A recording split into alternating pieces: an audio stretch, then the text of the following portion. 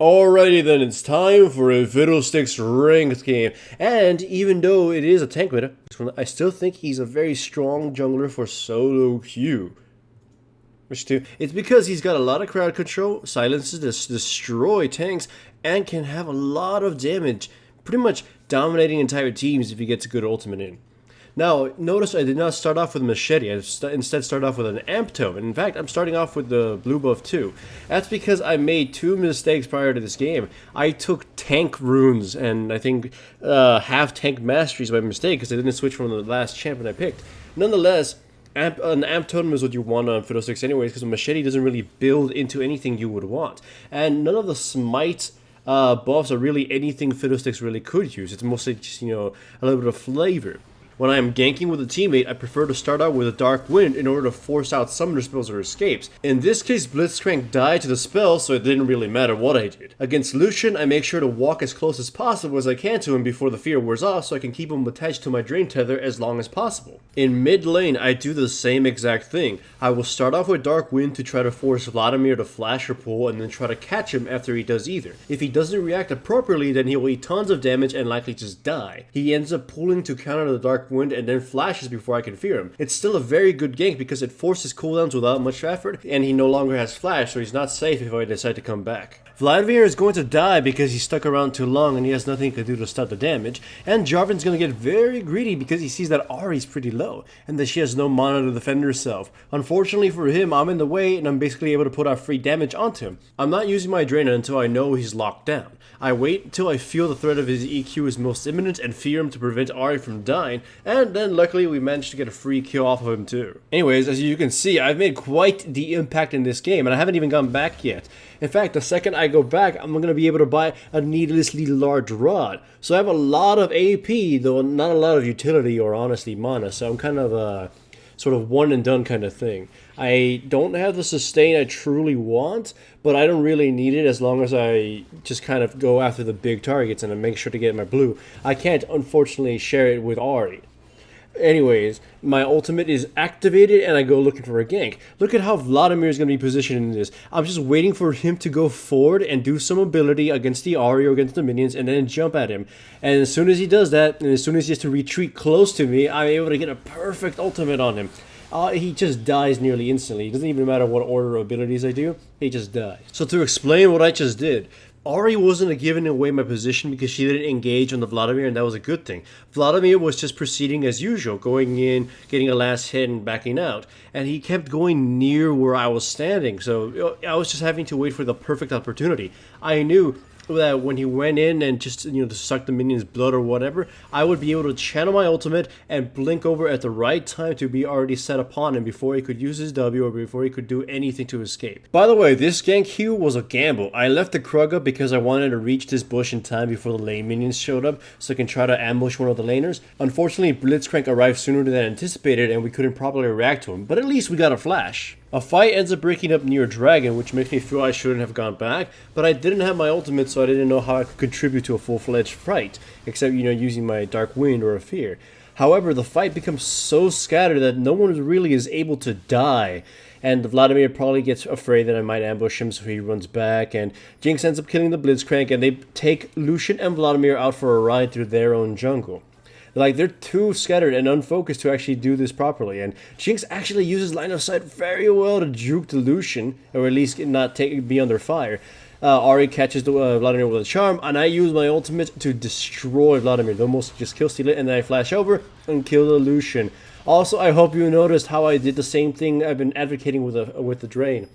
I moved closer to the Lucian before I used the Drain, just in case he flashed or dashed or anything in certain directions, I would still be tethered to him. In that case, he flashed towards the tower, but he was still tethered and I was able to kill him. Honestly, if he had flashed a slightly different direction, he might have been able to escape before he got killed, but I guess he didn't react properly. He either didn't know the range of the tether, or he just kind of blinked, out of fear or something. Either way, my team just has a huge lead. Unfortunately, top lane, he's getting his ass kicked, but the Maokai, he hasn't had an easy time, though. Fortunately for me and for this team, he's been very, well-spirited about it. He hasn't been complaining or anything because he probably knows that we're doing so well in other lanes. He just kind of has to hold down the fort before team fights start. Once again, I take blue buff for myself since I'm very struck for mana. I didn't go for machete or any conservative build, so I'm just going with hourglass just to try to murder the hell out of people. Watch this. I use Dark Wind on a minion, so it bounces from it and bounces to Vladimir because he was out of range from my Dark Wind. But again, unfortunately, we're unable to chase him down because the rest of his team are nearby.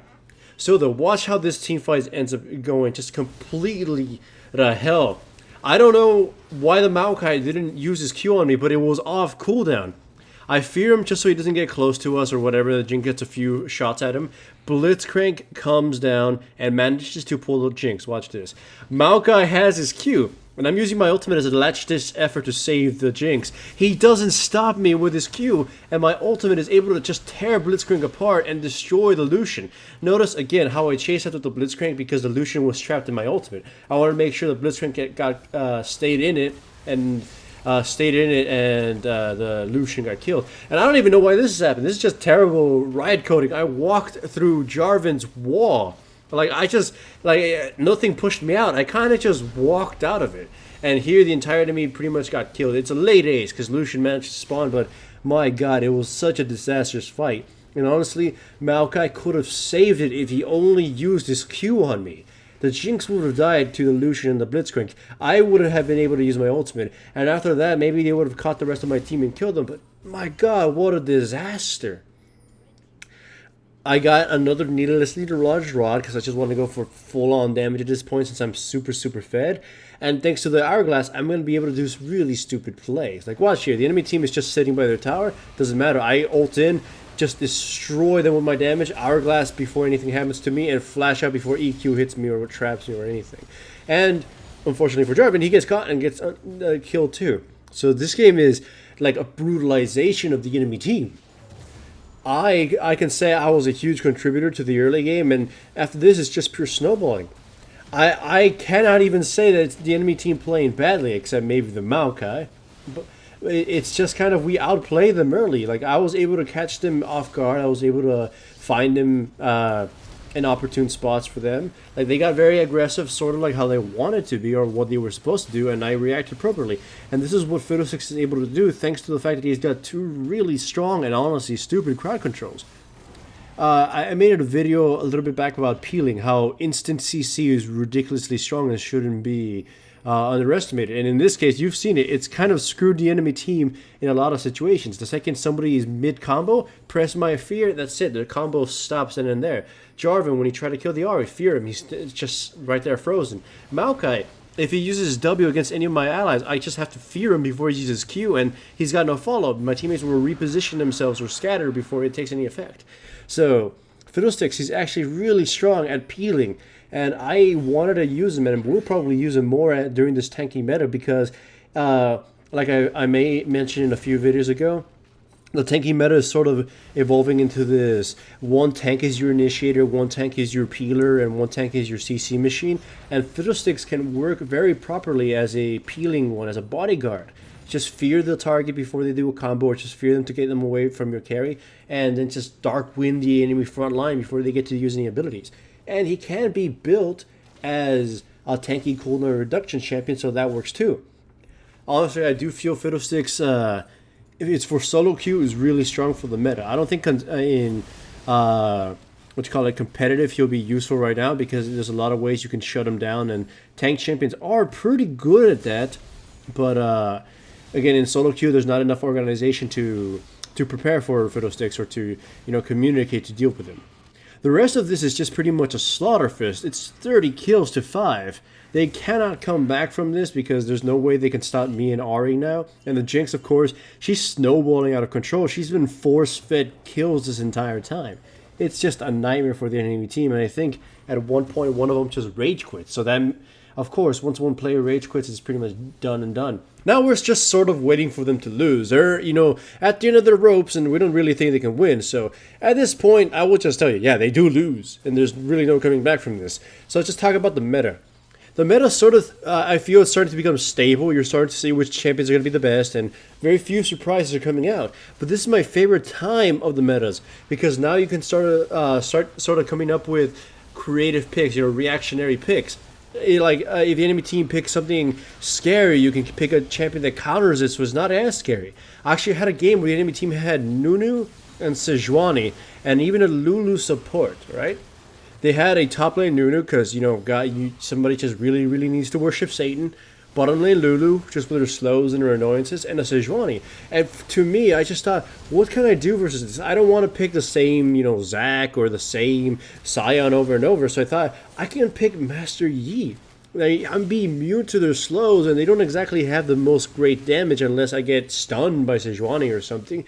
And it worked out wonders. They couldn't do anything to me. I just had to wait for Sejuani to blow her ultimate, and they really had no answer to me. I just walked circles through them. If they tried to silence me or anything, they couldn't do dick.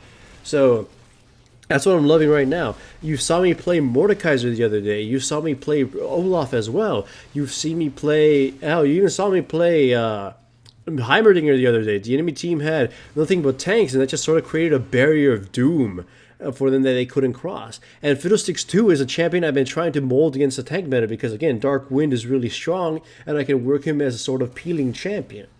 So I really do love it when the meta gets stabilized. And I'm wondering if any of you have those type of reactionary champions too. And if you do, put them in the comments. I'd be interested to try some of them out. I'm just kind of having a blast now because since there's a lot of variation in the picks there can be, you get to be very inventive and try new things and whatever. So right now I'm very happy with this meta, even though tanks can be really stupid sometimes. Yeah, the enemy team is just going to lose here. They have no chance of hell anymore. We pretty much kind of found camping them. Don't lose respect for us in that. And their nexus will fall. So hooray for Fiddlesticks and hooray for the early game domination. And hooray for this meta because holy crap, it's actually very, very fun. Yay. Remember, if you enjoyed the video, give it a like and subscribe if you haven't yet. Make sure to also check out the sponsors that make this channel possible. Links to their websites are in the description below.